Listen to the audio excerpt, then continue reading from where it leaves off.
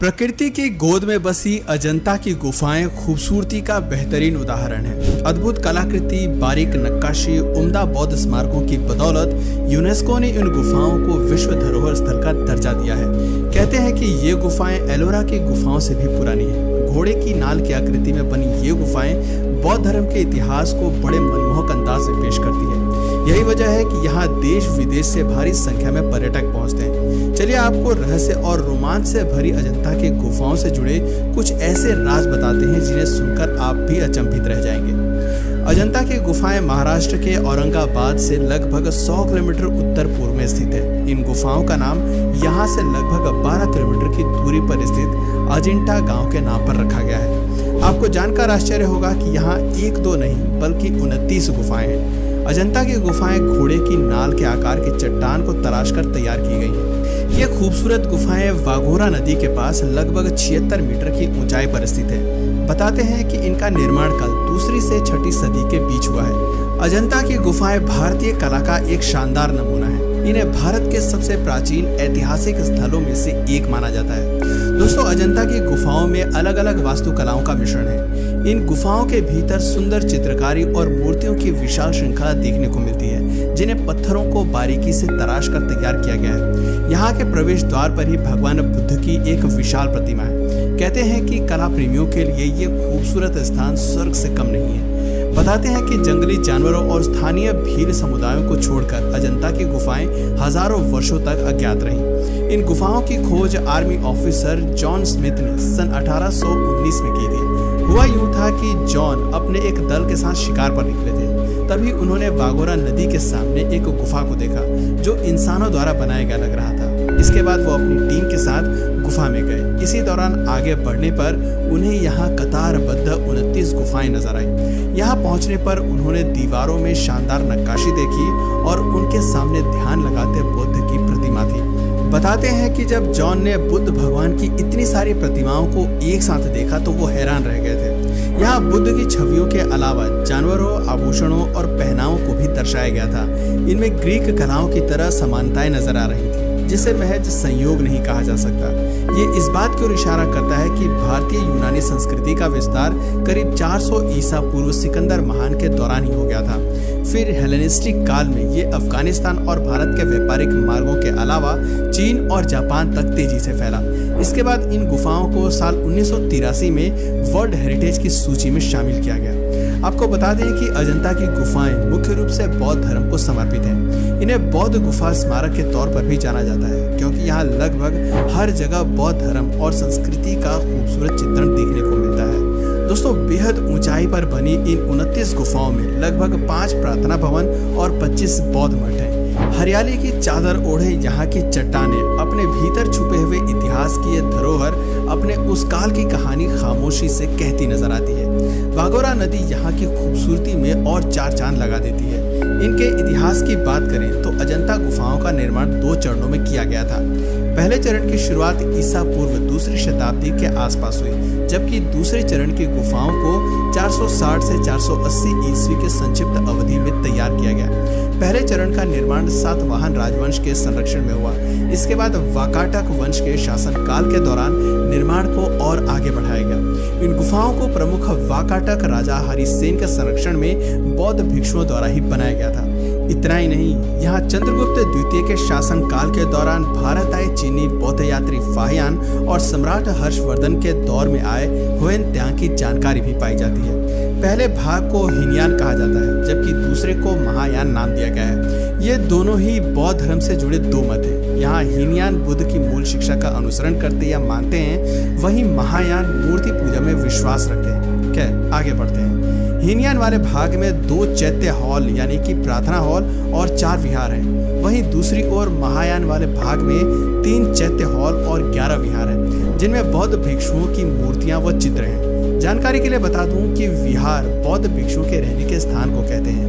हथौड़े और छेनी की सहायता से तराशी गई ये मूर्तियां अपने आप में अप्रतिम सुंदरता समेटे हैं। यहाँ की मूर्ति कला तो खास है ही, मगर अजंता की गुफाओं का मुख्य आकर्षण भित्ति चित्रकारी है। इन चित्रों में बौद्ध धार्मिक आख्यानों और देवताओं का जितनी प्रचुरता और जीवंतता के साथ चित्रण किया गया है, वो भारतीय कला के क्षेत्र में अद्वितीय है। अजंता की गुफाओं में दीवारों पर खूबसूरत अप्सराओं व राजकुमारियों के विभिन्न मुद्राओं में चित्र भी देखने को मिलते हैं। ये गुफाएं भारत की उत्कृष्ट चित्रकला और मूर्तिकला का बेहतरीन उदाहरण मानी जाती हैं। इन गुफाओं के अंत में स्तूप बने हैं जो भगवान बुद्ध का प्रतीक है। यही कारण है कि यहाँ के शिल्प सौंदर्य और बारीक कलाकृतियों को देखकर कुछ लोगों का मत है कि ये कोई सामान्य गुफाएं नहीं है। ऐसा लगता है मानो जैसे इनके नीचे कोई सीक्रेट शहर बसता है। इन गुफाओं को कोई आम इंसान या आज की आधुनिक तकनीक नहीं बना सकती। यहाँ एक सुरंग है जो इसे अंडरग्राउंड शहर में ले जाती है। कुछ लोगों का ये भी कहना है कि इन गुफाओं को एलियंस ने बनाया होगा। खैर जो भी है, लेकिन अजंता गुफाओं का अनोखापन और खूबसूरती काबिले तारीफ है। दोस्तों, इन गुफाओं में चैत्य कक्ष या मठ है जो भगवान बुद्ध और विहार को समर्पित है। इन मठों का उपयोग बौद्ध भिक्षुओं द्वारा ध्यान लगाने और भगवान बुद्ध की शिक्षाओं का अध्ययन करने के लिए किया जाता था। गुफाओं की दीवारों और छतों पर बनाई गई तस्वीरें भगवान बुद्ध के जीवन की विभिन्न घटनाओं और विभिन्न बौद्ध देवताओं के घटनाओं का चित्रण करती हैं। इनमें से सर्वाधिक महत्वपूर्ण चित्रों में जातक कथाएं हैं जो बोधिसत्व के रूप में बुद्ध के पिछले जन्म से संबंधित विभिन्न कहानियों का चित्रण करते हैं। कहते हैं कि इन गुफाओं की सुंदर छवियां और तस्वीरें बुद्ध को शांत और पवित्र मुद्रा में दर्शाती हैं। अजंता में निर्मित कुल 29 गुफाओं में वर्तमान में केवल 6 ही गुफा संख्या 1, 2, 9, 10, 16, 17 शेष हैं। इन 6 गुफाओं में गुफा संख्या 16 और 17 ही गुप्तकालीन है। गुफा संख्या 16 में उत्कीर्ण मरणासन राजकुमारी का चित्र प्रशंसनीय है। वहीं गुफा संख्या 17 के चित्र को चित्रशाला कहा गया है। इसका निर्माण हरिशेन नामक एक सामंत ने किया था। इस चित्रकला में बुद्ध के जन्म, जीवन, महाभिनिष्क्रमण एवं महापरिनिर्वाण की घटनाओं से संबंधित चित्र उकेरे गए हैं। गुफा संख्या 17 में बने सभी चित्रों में माता और शिशु का चित्र बेहद सुंदर है। बताते हैं कि वकाटक वंश के वसुगुप्ता शाखा के शासक हरिशेन के मंत्री वराह मंत्री ने गुफा संख्या 16 को बौद्ध संघ को दान में दिया था। बताते हैं कि अजंता में फ्रेस्को और टेम्पोरा दोनों ही विधियों से चित्र बनाए गए थे। चित्र बनाने से पहले दीवार को अच्छी तरह से रगड़कर साफ किया जाता था और फिर उसके ऊपर लेप चढ़ाया जाता था। चावल के माड़, गोंद, पत्तियों और दूसरी कुछ वस्तुओं को मिलाकर रंगों से ये चित्र बनाए गए होंगे। अजंता की प्रसिद्ध गुफाओं के चित्रों की चमक हजारों साल बीतने के बाद भी आधुनिक समय से विद्वानों के लिए आश्चर्य का विषय है। लगभग 1000 सालों तक भूमि में दबे रहने और 1819 में पुनः उत्खनन कर इन्हें प्रकाश में लाया गया था, मगर तब भी इनका रंग फीका नहीं पड़ा। ये खराब नहीं हुए, इनकी चमक अभी भी बरकरार है। दोस्तों, भारतीय पुरातत्व सर्वेक्षण ने कई तकनीकों का इस्तेमाल करते हुए हजारों साल पहले कलाकारों द्वारा इन चित्रों को बनाने की तकनीकों का खुलासा किया है। बताया जाता है कि इन छवियों को बनाने के लिए अफगानिस्तान में मिलने वाले लैपिस लेजुजली यानी राजावर्त पत्थरों का इस्तेमाल किया गया है। नीले रंग के इस पत्थर को प्राचीन इतिहास में नवरत्नों का दर्जा प्राप्त है। आपको बता दें कि अजंता की गुफाओं से करीब 100 किलोमीटर दूर एलोरा की गुफाएं हैं, जहां कुल मिलाकर 34 गुफाएं हैं, जिनमें 17 ब्राह्मण, 12 बौद्ध और 5 जैन धर्म से संबंधित हैं। इन गुफाओं को 5वीं से 11वीं सदी के बीच विदर्भ, कर्नाटक और तमिलनाडु के कई शिल्प संघों द्वारा बनाया गया है। हालांकि इसकी शुरुआत राष्ट्रकूट वंशों के शासकों द्वारा हुई थी। ये गुफाएं वास्तुकला के रूप में भारत के विविधता में एकता को दर्शाती है। दोस्तों, क्या आप जानते हैं अजंता और एलोरा की गुफाओं में सबसे खास क्या है? गौतम बुद्ध की एक सोती हुई प्रतिमा। इस प्रतिमा की सुंदरता किसी को भी मंत्रमुग्ध कर देती है। सच में अजंता की गुफाएं सदियों से निर्माण का प्रवेश द्वार बनी हुई।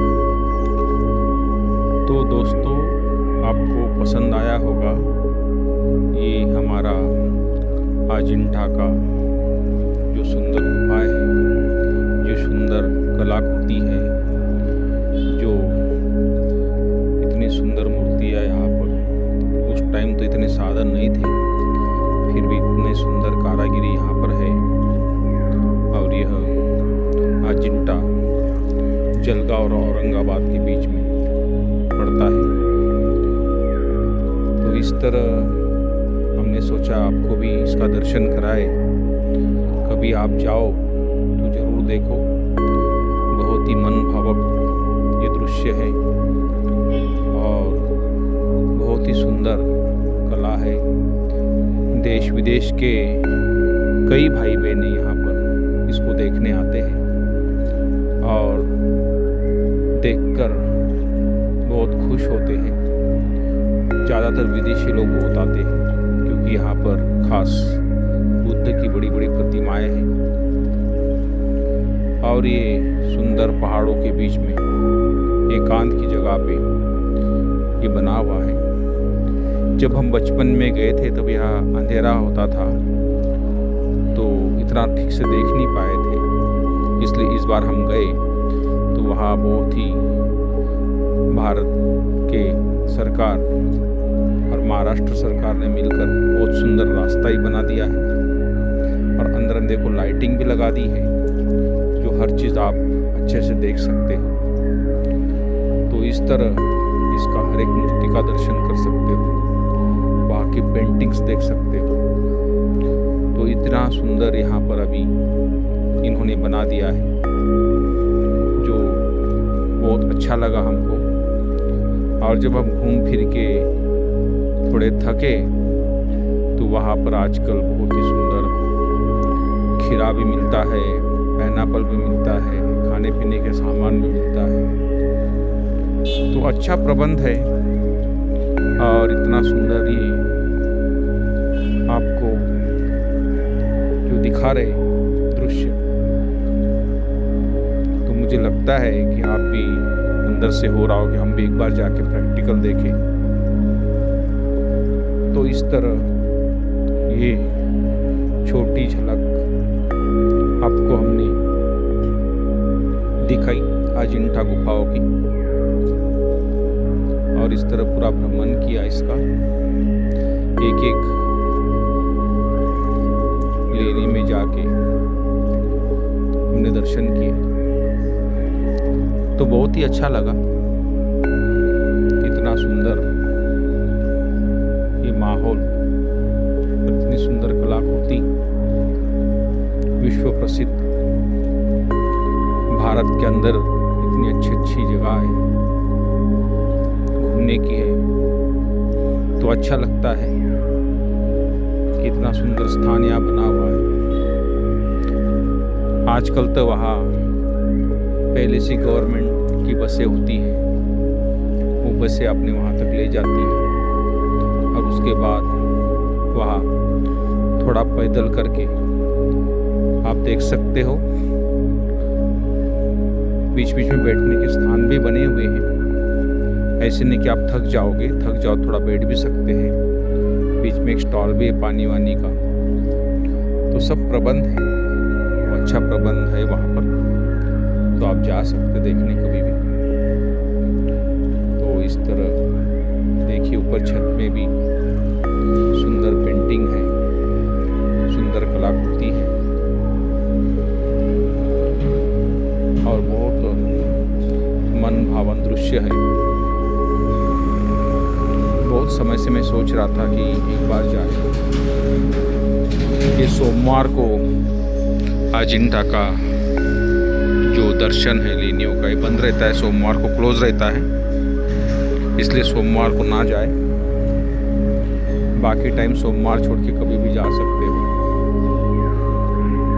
तो आप देखिए, एक एक चीज़ दिखाने का प्रयास मैं कर रहा हूँ आपको, किस तरह यह सुंदर गुफाएं जो आप भी इसका दर्शन कर सके। तो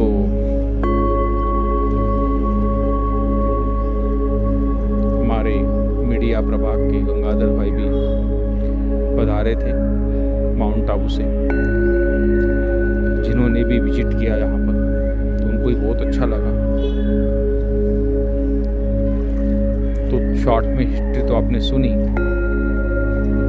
लेकिन डिटेल में थोड़ा आपको बता रहे हैं हमारा प्रैक्टिकल अनुभव क्या रहा।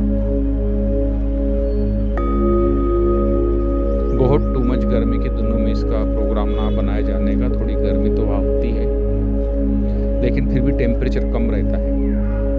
देखिए 2 मंजिला भी बना हुआ है, नीचे ऊपर, नीचे भी है ऊपर भी है। तो मैं कोशिश कर रहा हूँ थोड़ा जूम करके आपको दिखाने का। बारिश के दिनों में तो बहुत यहाँ पर एक सुंदर झरना भी बहता है, जो मन भावन झरना है, सबका मन मोह लेता है। और सुंदर पहाड़ियों के सुंदरता भी हरियाली, बहुत ही हरियाली होती है बारिश के दिनों में। अगर आप बारिश के दिनों में जाओ थोड़ा तो बहुत मज़ा आएगा आपको, नहीं तो ठंडी के दिनों में जाओ या जनवरी फरवरी में जाओ तो भी मौसम अच्छा होता है। तो ये है एक अजिंठा की गुफाओं का राज जो आज आपको हमने बताया। तो हमें लगता है कि आपको अवश्य पसंद आया होगा। तो मैं कई समय समय पर ऐसे वीडियो डालता रहता हूँ और कुछ ज्ञान योग की भी वीडियो डालता रहता हूँ। आपको अगर पसंद आए तो आप इसको लाइक करो, शेयर करो और चैनल को सब्सक्राइबर कर लोगे तो मैं अपने सबके पास लिंक आती रहेगी जो आप इसका लाभ ले सकते हो। एक छोटी सी शुरुआत है माउंट आबू से। हम चाहते हैं कि हर व्यक्ति अध्यात्म से जुड़े, साथ साथ कई सारी जानकारियाँ भी उनको मिले और मधुबन के कुछ लाइव प्रोग्राम भी उनको मिलते रहे। इसलिए चैनल की शुरुआत की है। ये ईश्वर डायमंड हाउस चैनल हमने 2012 में ही चलाया था, लेकिन इसको चला नहीं रहे थे। लेकिन कई बड़े भाई बहनों की प्रेरणा से 1 साल से इसको कंटिन्यू चला रहे हैं, जो काफ़ी भाई बहन इसका लाभ ले रहे हैं और अच्छा लगता है लोगों को और खुश होते हैं। इस तरह एक छोटी सी जानकारी आपको दी है तो ज़रूर आपको पसंद आई होगी। तो आप सभी भाई बहनों का बहुत बहुत धन्यवाद। थैंक्स। ओम शांति।